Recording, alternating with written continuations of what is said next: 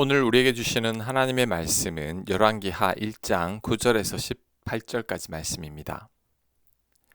이에 50부장과 그의 군사 50명을 엘리야에게로 보내매 그가 엘리야에게로 올라가 본즉 산 꼭대기에 앉아 있는지라. 그가 엘리야에게 이르되 하나님의 사람이여 왕의 말씀이 내려오라 하셨나이다. 엘리야가 50부장에게 대답하여 이르되 내가 만일 하나님의 사람이면 불이 하늘에서 내려와 너와 너의 50명을 살을지로다 하매 불이 곧 하늘에서 내려와 그와 그의 군사 50명을 살랐더라.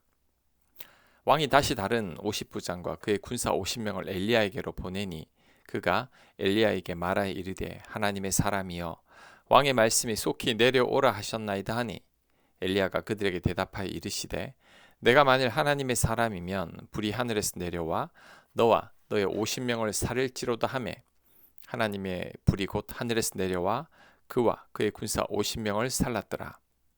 왕이 세 번째 50부장과 그의 군사 50명을 보낸지라.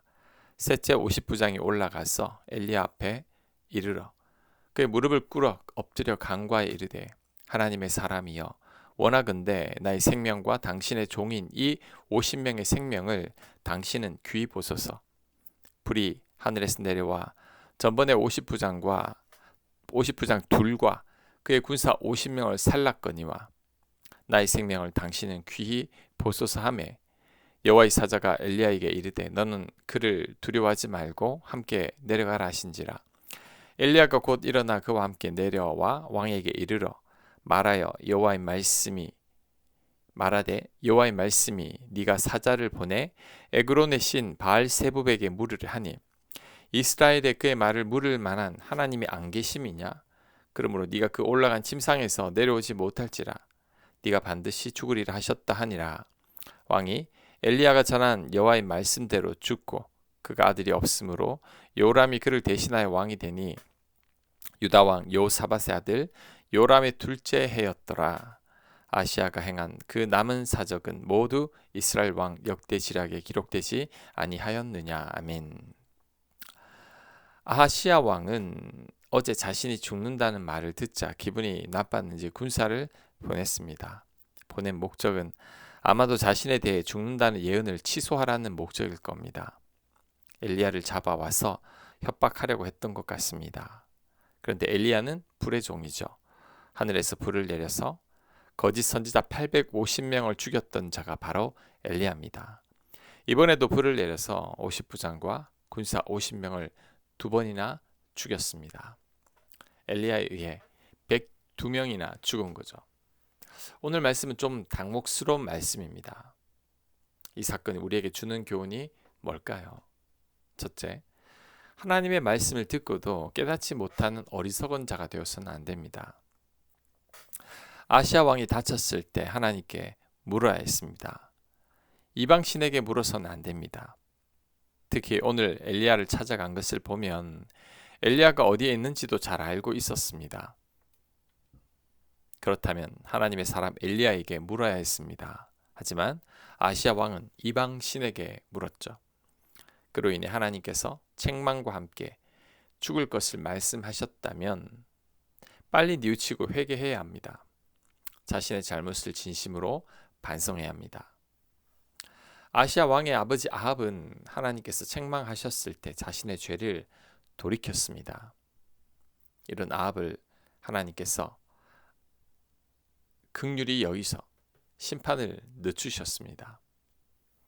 하지만 아시아 왕은 그런 반성이 전혀 없었습니다. 오히려 군사를 보내 엘리야를 잡으려고 했죠.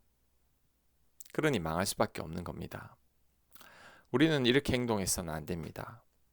우리의 죄와 허물을 깨닫게 된다면 즉시 뉘우치고 회개해야 합니다. 진심으로 반성하고 죄에서 떠나야 합니다. 그럴 때 하나님께서 우리를 긍휼히 여기실 것입니다. 사울 왕은 하나님께서 책망하셨지만 전혀 바뀌지 않고 변명과 핑계만 댔죠. 가룟 유다는 예수님께서 몇 번이나 경고했지만 그의 악한 뜻을 돌이키지 않았습니다. 솔로몬도 우상 숭배로 인해 두 번이나 하나님께서 경고하셨지만 솔로몬은 듣지 않았죠.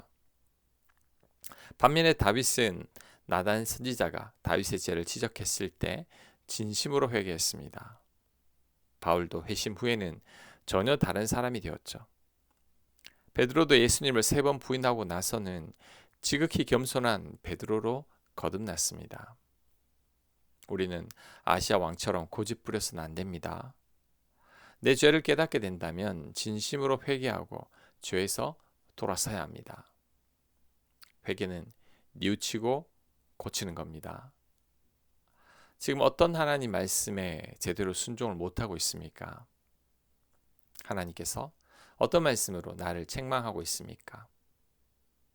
설교 시간이나 성경을 읽거나 묵상할 때 항상 나를 건드리는 말씀은 무엇입니까? 이제는 깨달아야 합니다. 이제는 그 말씀에 순종해야 합니다. 그래야 아시아의 길을 가지 않게 될 것입니다. 자, 두 번째 교훈은 두려움을 잘 다스려야 한다는 거죠. 엘리야의 행동이 너무나 무자비한 것 같습니다. 왕이 시켜서 어쩔 수 없이 명령에 복종한 군사들에게 엘리야가 너무 가혹한 것 같습니다. 불을 2번이나 내려서 많은 사람들을 죽게 하는 것은 옳지 않은 것처럼 보입니다. 그렇다면 엘리야가 이렇게 과격하게 행동한 이유가 뭘까요? 두려움 때문입니다. 15절 여호와의 사자가 엘리야에게 이르되 너는 그를 두려워하지 말고 함께 내려가라 하신지라 엘리야가 곧 일어나 그와 함께 내려와 왕에게 이르러. 자, 여호와의 사자가 나타나 엘리야에게 한 말씀은 두려워하지 말고 함께 내려가라는 것이었죠. 이 말씀을 볼 때 엘리야가 두려워하고 있었다는 것을 추측할 수 있습니다. 엘리야는 왕이 군사를 보내서 자신을 해치려 한다고 생각했던 것 같습니다. 엘리야는 그것이 두려웠던 거죠. 그런데 불의 종 엘리야가 호락호락하게 당할 사람은 아닙니다. 그래서 불을 내린 거죠. 군사들에게 잡혀가기 싫어서 불을 내린 겁니다. 이런 엘리야의 행동 배후에는 두려움이 숨어 있었음을 알 수 있죠. 과거에 엘리야가 로뎀나무 아래에서 하나님께 죽기를 구했을 때도 지금과 비슷한 상황 같습니다. 이세벨이 엘리야의 목숨을 노리자 엘리야가 두려움을 느꼈던 거죠. 그래서 낙심해서 하나님께 죽기를 구했던 겁니다. 천하의 엘리야도 두려움에 사로잡히면 이성적인 생각이나 행동을 못하게 되는 것 같습니다. 우리들도 마찬가지입니다. 두려움에 사로잡히면 우리들도 정상적인 사고나 행동을 못하게 됩니다. 특히 두려움의 반대는 믿음이죠. 그래서 두려움에 빠지게 되면 믿음을 잃어버립니다. 엘리야처럼 극단의 행동을 하기도 합니다. 아브라함은 두려움에 아내를 누이라 속였습니다. 야곱은 두려움에 약복 강가에서 천사를 붙들고 놔주지 않았죠. 예수님과 한 배를 타고 있었던 제자들은 폭풍을 만나자 두려움에 동석하고 있던 예수님을 잊어버렸습니다. 우리도 두려울 때 이렇게 됩니다. 두려울 때 정상적인 생각을 못하게 되고 어리석은 선택을 하게 됩니다. 두려움이 너무 크면 엘리야처럼 분노하기도 합니다. 그러니 두려움이 나를 사로잡고 있다면 우리들은 일단 모든 것을 멈춰야 합니다. 생각도 멈추고 행동도 멈춰야 합니다. 왜냐하면 지금 나의 생각이나 행동은 정상적인 게 아니기 때문이죠. 그러니 마음의 안정부터 먼저 찾아야 합니다. 그리고 믿음을 가져야 합니다. 두려움은 오직 믿음으로만 이길 수 있습니다. 그러니 두려울 때 하나님을 더욱더 신뢰하고 의지해야 합니다. 시편 56편 3절입니다. 내가 두려워하는 날에는 내가 주를 의지하리이다. 두려울 때 주님을 더 의지해야 합니다. 내 마음의 두려움이 사라지고 평안이 올 때까지 주님만 의지해야 합니다. 믿음으로 주님만을 바라보는 거죠. 시편 56편 11절을 말합니다. 내가 하나님을 의지하였사온즉 두려워하지 아니하리니 사람이 내게 어찌하리이까. 사람들이 우리를 두렵게 할 때도 많습니다. 이때도 하나님을 의지하면 되죠. 그럴 때 두려움을 뿌리칠 수 있습니다. 또한 예수님의 십자가 사랑을 생각해야 합니다. 날 위해 죽기까지 하신 예수님께서 내가 잘못되게 하지 않으실 겁니다. 나를 끝까지 지켜주시고 보호해 주실 겁니다. 우리는 이 사실만을 굳게 믿는 겁니다. 그럴 때 두려움을 이길 수 있습니다. 지금 혹시 두려움이 있습니까? 내일에 대한 불안이나 염려가 가득합니까? 두려움은 오직 믿음으로 이겨내야 합니다. 내가 두려워하는 날에는 주님만을 의지해야 합니다. 그럴 때 하나님의 평강이 나를 주장할 것입니다. 아멘. 묵상과 적용 질문입니다.